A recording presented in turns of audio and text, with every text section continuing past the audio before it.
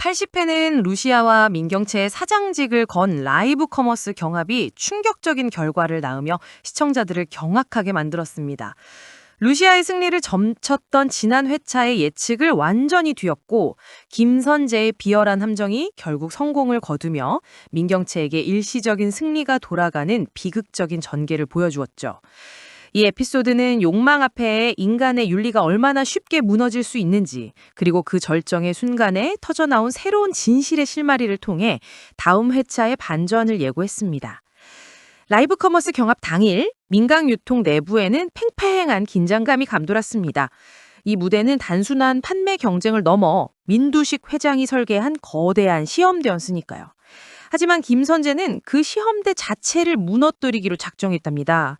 그는 경합 시작 직전 루시아 측에 전문 쇼호스트를 돈으로 매수해 돌려보내는 치졸한 술수를 감행했습니다. 이는 루시아를 방송 경험이 없는 비전문가 자리에 앉혀 경쟁 자체를 무력화하려는 비열한 첫 번째 수였죠. 갑작스러운 쇼호스트의 불참으로 인해 루시아는 어쩔 수 없이 자신이 직접 호스트를 맡게 되었습니다. 루시아의 얼굴에는 당황스러움이 스쳤지만 그녀는 이내에 평정심을 되찾고 홀로 방송을 이끌어가기 시작했습니다. 이 모든 과정을 숨어서 지켜보는 김선재의 얼굴에는 잔혹한 미소가 떠올랐죠. 김선재의 잔인한 계략은 여기서 멈추지 않았답니다. 그는 댓글 부대까지 동원해 루시아를 궁주로 몰아넣었습니다. 라이브 방송의 댓글창에는 사장 자리를 걸고 하는데 직접 맛도 안 보는 거냐? 알레르기가 무서워서 회사 제품을 외면하는 리더에게 어떻게 민강 유통을 맡기겠느냐 등 루시아의 약점을 집요하게 파고드는 악의적인 댓글들이 쏟아졌죠. 루시아는 이 엄청난 심리적인 압박 속에서 흔들리기 시작했습니다. 그녀는 이 모든 것이 자신을 무너뜨리려는 함정임을 알고 있었지만 시청자들의 신뢰와 사장직을 걸고 있는 상황에서 더 이상 피할 수 없다고 판단했을 겁니다. 결국 루시아는 김선재의 덫에 걸려들고 말았답니다. 그녀는 자신의 모든 것을 걸고 해물탕 밀키트를 시식하는 비극적인 선택을 했습니다. 한 숟가락의 해물탕을 삼키자마자 루시아의 얼굴은 급격히 굳어졌고 온몸에 알레르기 반응이 나타나기 시작했죠. 그녀의 호흡은 가빠지고 피부는 붉게 달아올랐습니다. 시청자들이 지켜보는 생방송 도중 루시아는 고통에 몸부림치다 결국 카메라 앞에서 쓰러지고 말았답니다. 이 충격적인 방송 사고는 민강 유통의 첫 라이브 커머스이자 루시아의 사장직 도전이 처참하게 실패했음을 알리는 비극적인 종결점이었죠. 루시아가 쓰러지면서 그녀의 방송은 중단되었고 라이브 커머스 판매 매출은 자연스럽게 민경채에게 압도적으로 유리하게 흘러갔습니다. 루시아의 방송이 중단된 후 경채는 마치 기다렸다는 듯이 완벽하게 준비된 자신의 방송을 마무리하면서 최종적으로 매출 경합에서 승리를 거머쥐었습니다. 경채는 루시아의 비극을 발판 삼아 승리를 쟁취한 것이죠.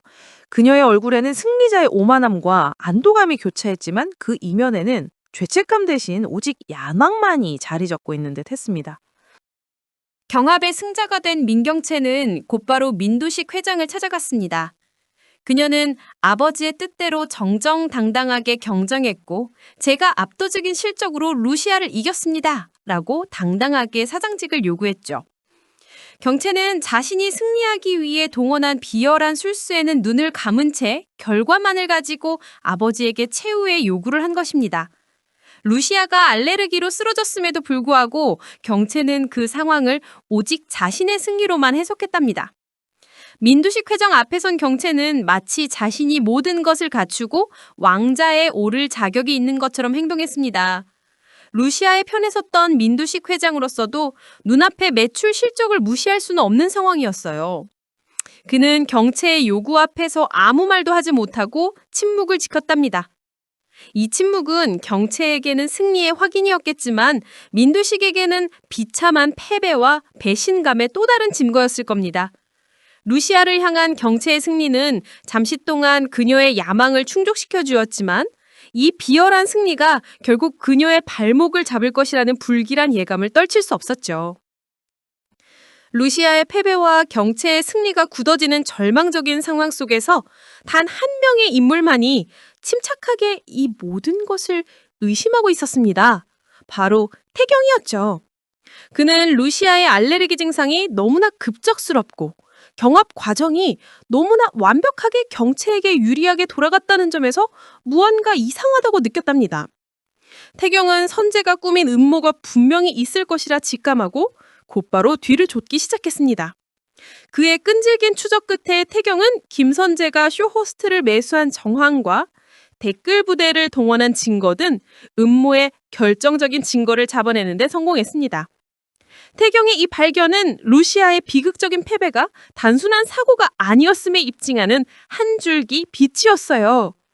루시아의 복수국이 좌절되는 듯했던 찰나 태경의 활약은 다시 한번 전세를 뒤집을 수 있는 결정적인 반서를 제공하며 80회가 끝이 났답니다. 이제 모든 시청자들의 시선은 태경이 이 증거를 가지고 민두식 회장 앞에 설 81회로 향하고 있습니다. 80회에서 태경이 김선재의 음모 증거를 확보하며 드라마의 전개는 다시 한번 예측 불가능한 반전을 맞이하게 되었죠. 80일에는 이 증거를 중심으로 모든 권력 구도가 완전히 전복되는 정의의 심판이 될 것으로 보입니다. 루시아의 쓰러짐으로 인해 경채에게 잠시 넘어갔던 승리의 여신은 다시 루시아의 손을 들어줄 겁니다. 80일의 시작은 태경이 민두식 회동에게 김선재의 모든 비리를 폭로하는 장면일 거예요. 태경은 쇼호스트 매수 증거, 댓글 부대 운용 내역, 그리고 해물탕 밀키트가 루시아의 알레르기를 이용한 의도적인 살해 미수나 다름없다는 정황까지 모두 제시할 거예요. 민두식은 이 증거를 보고 격렬한 분노에 휩싸일 겁니다. 자신의 가족들이 사장 자리를 차지하기 위해 살인 미수에 가까운 비열한 짓까지 서슴지 않았다는 사실은 그가 경채에게 가졌던 마지막 일말의 기대마저 산산조각 낼 겁니다. 민두식은 경채의 승리를 무효화하고 사장직 요구를 매몰차게 거절할 겁니다.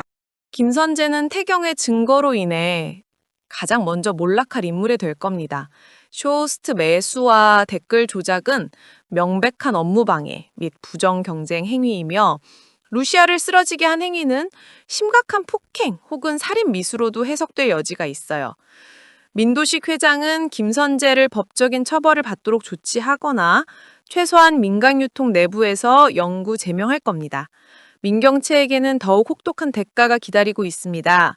그녀는 아버지의 용서와 자비를 구하려 하겠지만 민두식은 그녀의 사장직 요구를 비웃으며 오히려 그녀에게 남아있는 모든 권한을 박탈할 겁니다. 그녀는 매출 승리라는 얄팍한 명분마저 잃고 자신의 야망을 위해 저지른 모든 악행에 대한 대가를 치르게 될 겁니다. 이는 경채의 극단적인 선택을 부추기거나 혹은 그녀가 루시아를 향한 더 깊은 증오심을 품게 되는 계기가 될 것 같네요. 루시아는 병원에서 회복하는 와중에 이 모든 상황을 전해 들을 겁니다. 민두식은 더 이상 이 사회나 다른 자식들의 반발을 신경 쓰지 않을 겁니다.